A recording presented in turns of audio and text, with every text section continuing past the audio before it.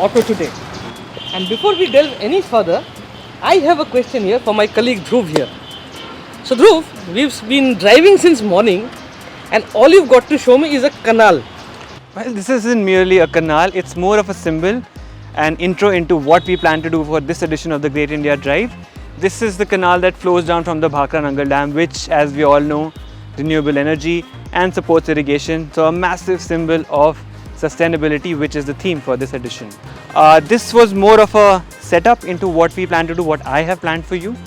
We are going to meet individuals who are bringing about a change through their sustainable practices, the individuals who've dedicated their work towards helping the environment, helping conserve it, and there are two very interesting stories that we have lined up for you and for our viewers. So we are actually going to meet people who are making the difference. Yes, that's what the plan is. That's interesting.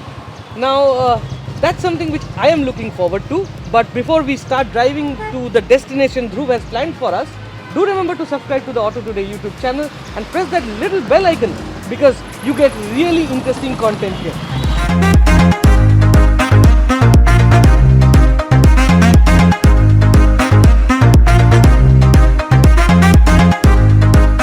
For this edition of the Great India Drive, we set out on a grand road trip spanning the states of Uttarakhand and Himachal Pradesh with the Hyundai Alcazar to bring to light stories of inspiring individuals who have dedicated their lives to conservation by channeling their knowledge and area of expertise and fusing it with sustainable practices in order to make a difference, in order to help make the world a better place.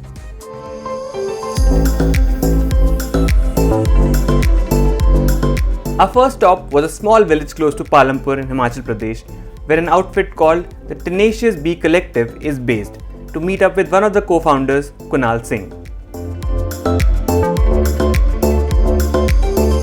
Okay, so I would say that we are part of an activity. We are trying to revive dwindling bee populations and promote bee habitats and work on a lot of intersectional issues using bee as a medium. So we started in 2018 officially, but have been working on it since late 2017. And it's called Tenacious Bee Collective, our work. And our goal is to propagate not just the knowledge around beekeeping, environment and their impact on our ecology and our personal health, but also to propagate rural livelihood in a manner where it's not just physical labor, but also we get to explore the creative side of the community. Kunal was inspired to direct his focus towards bee conservation by the sharp decline in both the population of bees indigenous to the region and the number of beekeepers, owing to widespread commercial production that has triggered substantial use of pesticides and resulted in low minimum support price given to beekeepers for their produce. We are doing a lot of different things with beehive produce. So honey, when you ask that what is different type of honey and bottled honey and other honey. So I'll give you a small example. So bees will go out to collect the honey. They will go to the flowers, collect the nectar, bring it back to the hive. Now the color, viscosity, medicinal properties and everything else of a honey depends on the flowers which bees are going to. So currently what you get in the market is something which is produced on commercial fields. Correct. So for example, mustard honey is produced in the areas in Punjab where there's a lot of mustard growing. Okay. So when you grow it commercially, you cannot afford to lose your crop to insects. True. At least that is the agenda that we have currently in our green revolution. Green revolution is when you use the seeds, genetically modified seeds, you use certain supplements, you get a bumper crop year after year. But that bumper crop year after year needs some kind of pesticides, insecticides and all those things. And when the bees are foraging on these fields, they unintentionally get infected and exposed to these chemicals. And these chemicals will then come into your honey also. Got it.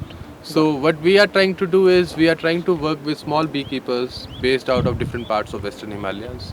From Uttarakhand to Kishtwar, we have identified different regions where medicinal flowers grows, where commercial agriculture is not as intensive, and we go train and motivate people who are interested in doing beekeeping and adopting beekeeping as a secondary source of income. It cannot be a first source of income right now, Right. because we are at a very small scale. But as a secondary source of income, and then we propagate things around bee habitat. We give them flowers, we give them saplings or different plants they can grow. And the idea is to give them as much exposure as we can so that they understand the value of what's around them and use their own indigenous knowledge to develop and use the products. So we have honey right now, which we have been harvesting from different parts of Himachal and Uttarakhand and Kashmir. Other than that, we, like I said, different products. So we use beeswax, which is produced from beehive, to make products like beeswax salves, skincare salves. We are making soaps. We also make aromatherapeutic candles with using beeswax and the local herbs that are available. So the idea is to connect all these disparate dots of agriculture, permaculture, rural livelihood, bio-pollinators, all these things into one thread and use that thread as a model that can be replicated. When it comes to ethical honey production, the general rule of thumb is to extract only 30% of honey from the hive, that too once it has matured, and leave the rest for its creators, because obviously bees need that honey for their own survival. Kunal was kind enough to give us a tour of their farm and give us a closer look at beehives, explaining the role of forager bees, worker bees and the queen bee, and how exactly these fascinating creatures go about the business of producing honey.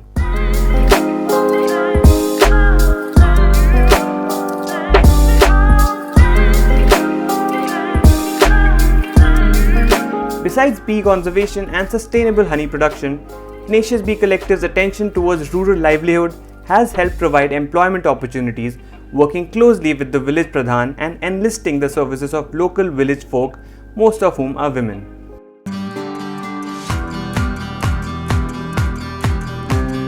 Having been enlightened with the what, why and how of bee conservation and ethical honey production, we drove out of Himachal Pradesh towards Mussoorie in Uttarakhand for an insight into the preservation of the history and architecture of a region.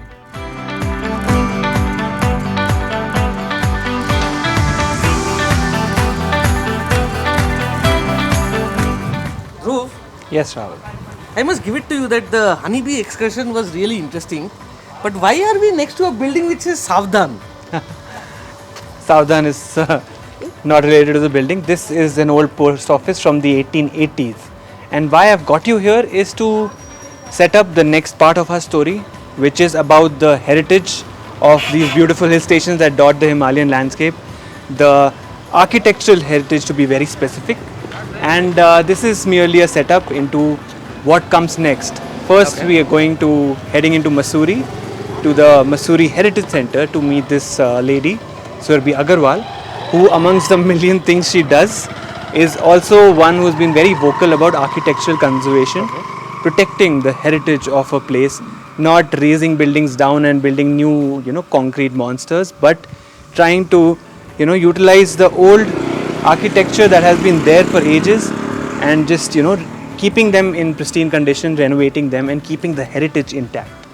Well, that's a very, very interesting topic, I must say, Dhruv, and I'm really wanting to see what we can do in Mussoorie. So let's not waste any time, get in and let's get going. Let's go.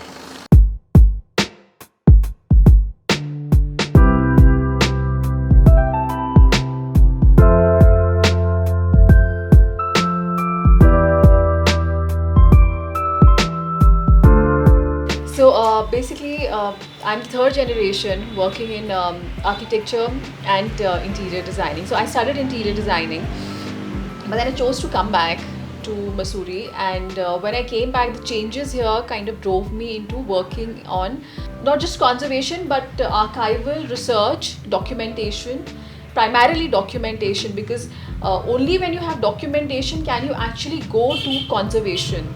So our current focus is very, very strongly on documentation, in trying to bring here students or researchers in documenting, creating a documentation and archives.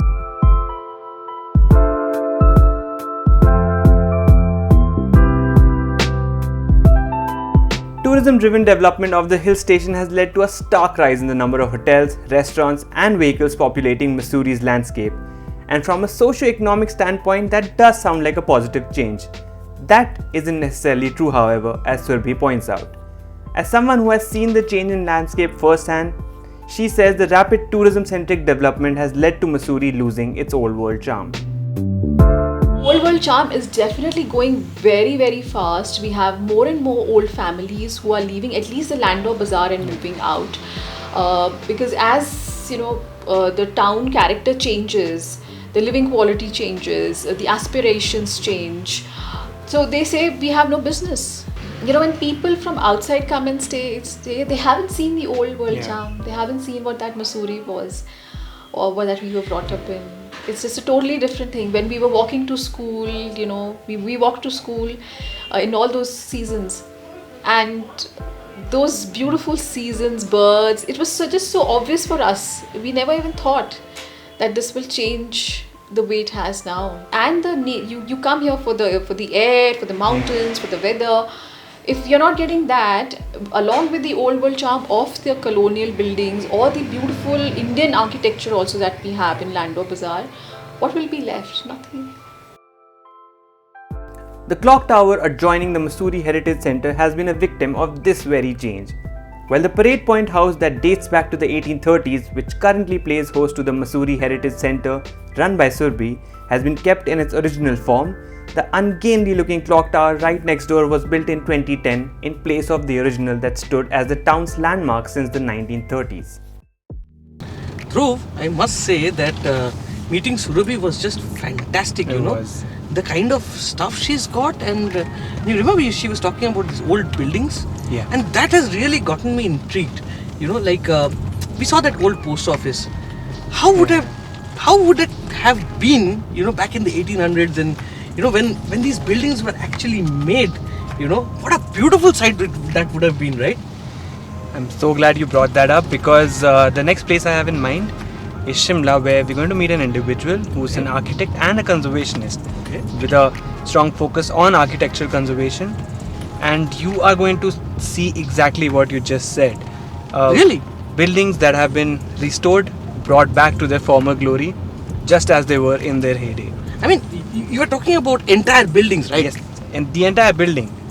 These which were built, you know, in the early 1800s, even 1820s, 1830s. Wow. That's what he does. He gets a hold of these buildings, gets into the nitty-gritties, and properly brings them back to life with the same essence, same architectural style, same materials. Incredible. Dhruv, just use the Alcazar's satellite navigation, whatever features, Android Auto, just punch in the coordinates. I think we should head to Shimla. Get us there as soon as possible.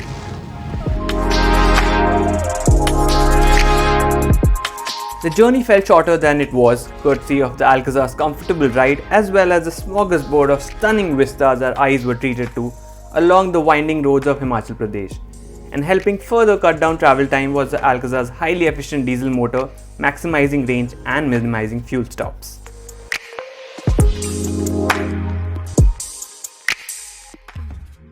The Hyundai Alcazar, with its frugal diesel motor and the convenience of an automatic transmission, munched miles with consummate ease as we entered Shimla, with heavy traffic greeting us and reminding us of the hill station's popularity.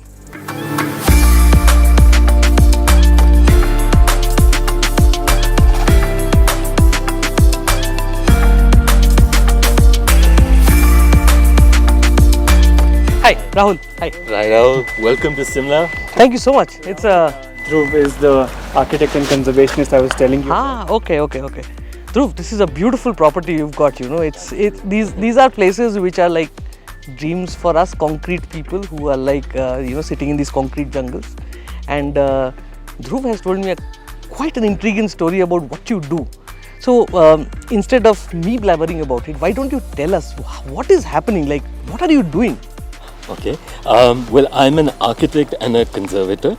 And I work primarily in the lower Himalayas. Okay. So Shimla, Dharamsala and Dehradun. Okay. And most of our work is about looking at issues of craftsmanship, conservation and responsible development. Okay. The idea that we had these hill stations that we inherited had a particular typology, they had a particular identity and a culture, and how can we now sort of reinstate some of those but also contemporize them for our lifestyle and our living. Okay. That's pretty interesting. So I'm sure there's a lot going on behind the scene. I mean, I can see a lot of scaffolding around your place, but I'm sure you have some place which you can show us, like some place where we can go and see what it is like once these places are restored, you know, something like that. Can you help us with that? Absolutely. We have a project where we've just finished restoring an almost 200-year-old home. My I would God. love to show you what we've done with it. Can we go then? Can we drive down? Perfect. Dhruv, what do you say? Let's go there and check it out, yeah. Like, let's see what's happening there. Sidhwal Lodge, part of the Ballyhack estate established in 1826, is one of the oldest homes in Shimla. Sold to the Rani of Sidhwal in 1946, the property has since been with her descendants, and over the past few years, present owners Pavit and Prabdeep have enlisted through services to restore and revive the house.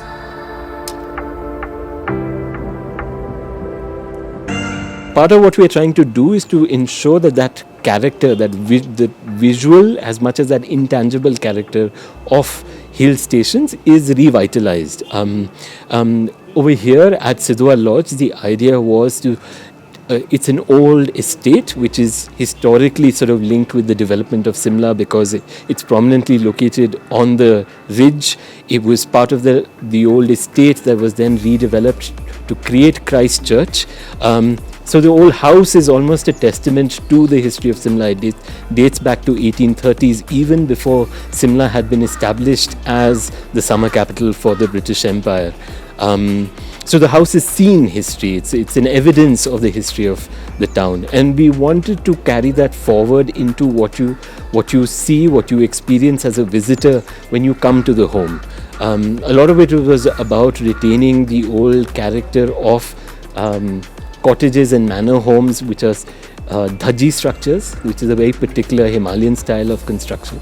A lot of it was about using only natural materials, that again handwork, the idea that most of the entire town in fact was built entirely by hand through locally sourced materials, so timber, stone, mud, and in many ways it embodies some of those qualities that we're only beginning to realize in terms of carbon footprint, in terms of where the costs of a house are dispersed to community, the opportunities it creates.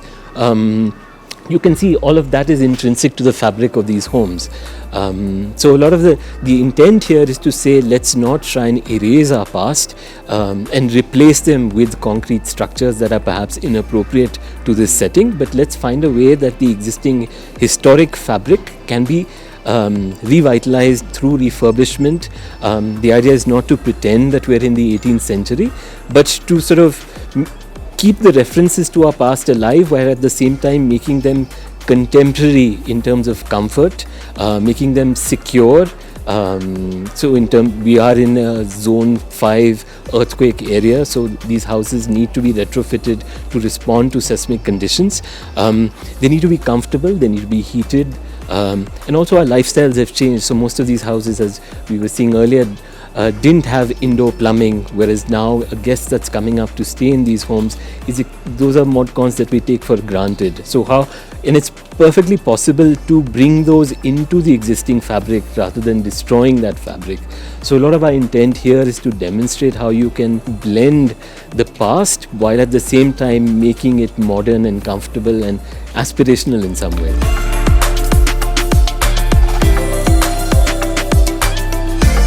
Listed as a homestay option across most online portals, Sidhwal Lodge is a shining example of architectural conservation.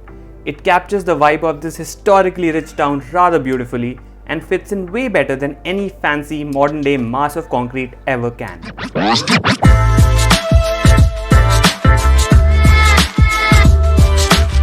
By now we've covered Uttarakhand and Himachal as well. Thousands of kilometers already, and since you have been hogging the wheel all this while of the Alcazar, I think maybe let's not forget that this is one of the stars of this this journey. So why don't you talk a bit about the car and what you liked about it. Bro, first and foremost, well, you've been driving the car even on the first few days, so don't say I have been flogging the car. But yeah, what I like about it is the ease of drive. Like we're driving on these twisties and all that, and it's got a nice light steering wheel. You're not tired. Like we've done like 12-hour days, right? Going around shooting and and even when you come back to the car and you still have like 4 hours of driving in the middle of the night, you feel very confident. You don't feel like you'll get tired.